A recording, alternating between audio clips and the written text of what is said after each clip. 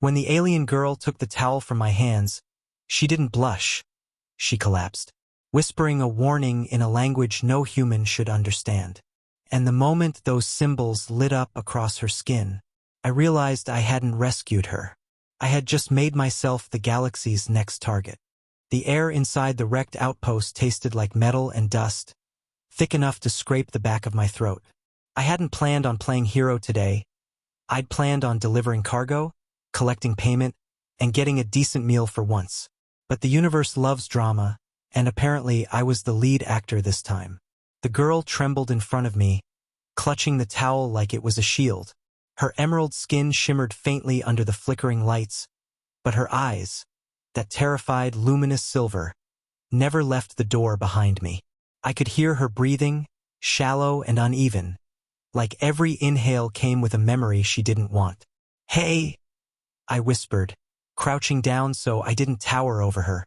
"It's just a towel, not a tracking device." She didn't laugh, didn't blink. "You touched me?"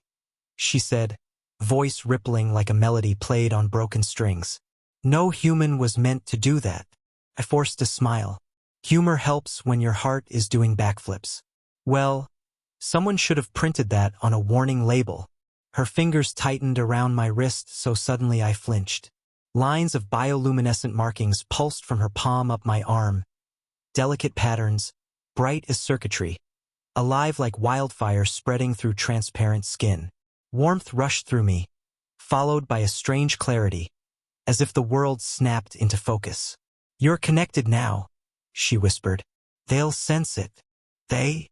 I barely got the word out before the outpost's old scanner emitted a sharp, dying beep. Then another. Then a chorus. The broken ceiling lights strobed violently, casting our shadows across the walls in frantic flashes. A low rumble trembled through the floor. She swallowed hard. "They found me." The meaning sank in fast. Whoever she was running from wasn't subtle. Outside, the sky dimmed. Not like sunset, but like something enormous blocked the light. The vibration deepened until dust drifted down from the rafters.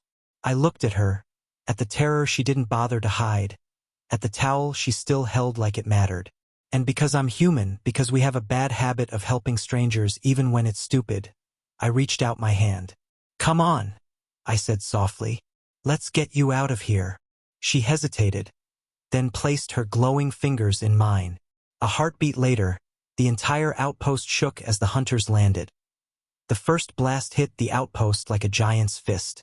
Metal screamed, windows shattered inward, and a cloud of dust swallowed the room. I didn't wait to see what was coming through the smoke. I grabbed the girl's hand and pulled her toward the maintenance corridor behind the supply shelves. She stumbled beside me, still shaken, still clutching the towel like it was the last piece of safety she had left. The hallway was narrow and dark, smelling of old fuel and something burnt long ago. My boots slipped on the sand-coated floor, but I kept moving, half guiding, half dragging her through the dim maze. "Do you have a name?" I asked because talking kept panic away. She hesitated, breath trembling. "Lyris." "Okay, Lyris. I'm Rylan, and I promise I'm better at flying than running." A weak smile flickered across her face, her first sign of anything other than fear, but it vanished as a metallic thud echoed behind us.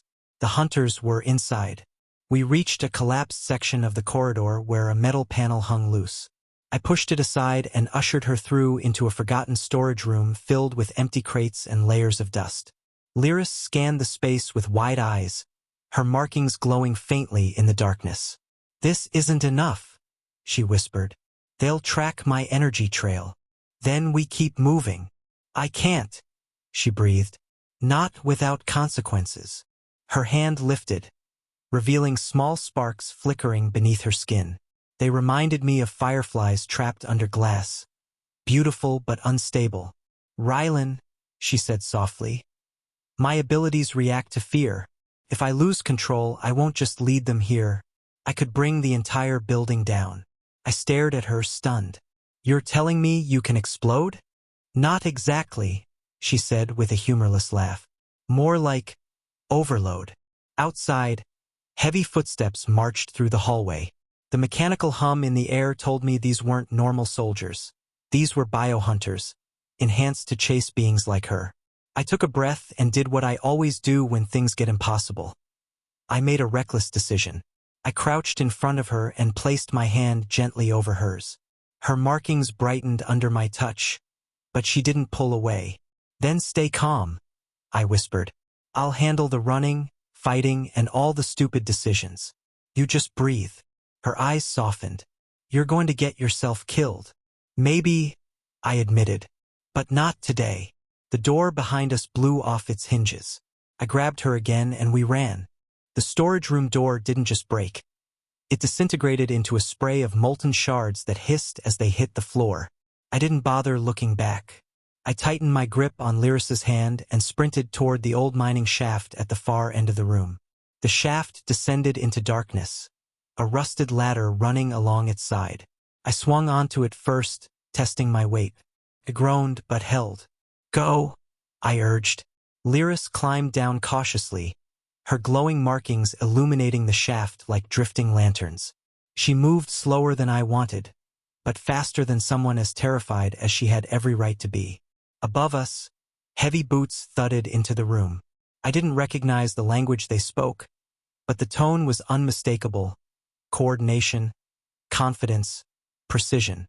Hunters trained for one purpose. "Don't look up," I whispered. She nodded, though I could feel her tremors through the metal. Halfway down, the ladder jerked violently. A hunter had jumped onto it from above. I felt the reverberation run straight through my spine. "Move," I hissed. Lyris clung to the ladder and kept descending. Faster now. The hunter was gaining. I heard claws scraping metal, the rhythmic metallic inhale of an enhanced respirator. I waited until Lyris reached the bottom platform, then kicked downward with all my weight. The ladder shuddered. The hunter lost his grip for a split second, but it was enough. He slipped, hit a support beam, and vanished into the dark abyss below. Lyris exhaled shakily. "How did you know that would work?" "I didn't," I said honestly. "Optimism is my worst habit." She almost smiled. The old maintenance door beside us slid open with a reluctant groan, revealing a hidden tram tunnel coated in layers of dust. Broken lights flickered overhead. The silence felt eerie, like the whole place had been abandoned mid-breath. "This way," I said, guiding her toward the inactive tram at the far end. Before we reached it, Lyris suddenly stopped. Her markings brightened, casting a soft glow over the tunnel walls. "What is it?" I asked. She lifted her hand, barely touching the air. A faint humming resonated through the metal beneath us. A steady rhythm, familiar yet ancient. "This place," she whispered. "It's connected to my people. It's reacting to me." The ground vibrated gently, and a hidden panel slid open along the wall, revealing a passage we hadn't seen. "Great," I muttered. "Secret alien tunnels. Always a good sign." Lyris stepped closer, awe softening her features. "Rylan, I think this path was meant for us." And for the first time since all this began, I believed her. The hidden passage felt warmer than the tram tunnel, like the air itself carried a pulse. Lines of faint blue light raced along the walls as we stepped inside, chasing one another like electric veins waking from a long sleep. Lyris's markings responded instantly, glowing brighter until the entire corridor reflected her colors. She slowed, mesmerized. "I've seen this in fragments," she whispered. "In memories I don't remember living." I stayed close, scanning the space with my blaster drawn. "That makes absolutely no sense, which means it's perfectly in line with our day so far." She let out a quiet breath, almost a laugh, but weighed down by uncertainty. The corridor widened into a circular chamber carved from polished stone. In its center stood an ancient console shaped like an open lotus, petals etched with symbols I couldn't understand. They glowed gently as Lyris approached. "Careful," I murmured. "I'm trying," she said softly. "But it's calling to me." The air vibrated as her fingertips brushed the console. A holographic projection burst to life. An Aurelian figure, tall and graceful, eyes shimmering like starlight. Lyris staggered back as the figure spoke in a language that resonated like music. "Who is that?" I asked. "My mother," she whispered, voice cracking. Her mother. A projection left behind decades ago, maybe centuries. The figure turned toward us, and although I knew it wasn't real, its expression softened with an almost impossibly human tenderness. Lyris reached for the image, her hand trembling. She was a council scientist. She protected our lineage and hid me before the keepers took everything. The hologram shifted, showing a map of the region, tunnels, escape routes, power conduits. And at the center, a large symbol pulsing red. "What's that?" I asked. Lyris swallowed hard. "A convergence point. If the hunters reach it, they can trigger an energy lock that traps us inside." Of course they could. Nothing about our day suggested mercy. Before I could respond, a sharp tremor rippled through the chamber. Dust rained from the ceiling. The corridor behind us flashed red as motion sensors activated one after another. Lyris's eyes widened. "They're coming from both sides." I grabbed her hand again. "Then we don't stay to admire the family slideshow." But before we could run, the tunnel ahead erupted with sparks, and a tall silhouette stepped through the haze. Armor black as night, eyes burning like dying stars. Lyris went rigid. "Rylan," she breathed, voice barely holding together. "That's Serac, her brother, and the first hunter to ever escape her power." Serac stepped fully into the chamber, and for a moment, the world seemed to shrink around us. His armor absorbed the light rather than reflecting it, like it swallowed anything hopeful.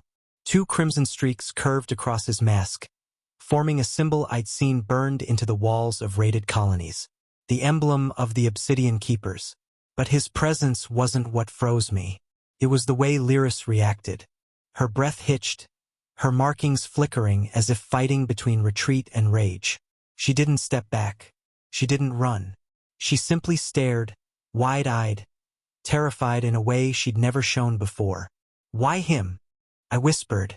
"Because he's not just a hunter," she murmured. "He's the one who taught them how to track us." Serac's voice spilled into the chamber. Smooth, cold, almost disappointed. "Little sister," he said, removing his mask with a slow, deliberate motion. "You survived longer than I expected." His face was sharp, almost perfect, but devoid of warmth. His eyes, black as deep water, studied Lyris with a strange mixture of curiosity and domination, like she was a misplaced object he intended to retrieve. "You should have stayed hidden," he continued. "Our creators gifted us a purpose. You abandoned yours." I stepped between them before I could talk myself out of it. "Yeah, hi. Sorry to interrupt the world's most toxic family reunion, but she's not going anywhere with you." Serac tilted his head slightly, as if examining an insect that had crawled onto his boot. "You believe you're protecting her?" His eyes narrowed. "You're nothing but interference." "I get that a lot," I said, trying to keep my voice steady. "Humor keeps fear from winning. Still doesn't make me wrong." Serac didn't blink. "Her connection to you is a flaw she must outgrow. Humans inspire weakness." Lyris stepped forward, voice trembling but firm. "He's not my weakness. He's the reason I'm still standing." Something sharp flickered through Serac's expression. Anger, maybe even hurt, but it vanished almost instantly. "We're done speaking," he said. The ground trembled as energy gathered around him. Lyris gasped, her markings glowing wildly in response. "He's activating a resonance lock," she warned. "If it completes, we'll be immobilized." I grabbed her hand. Then we outrun it. With a roar of collapsing stone echoing behind us, we bolted toward the opposite tunnel.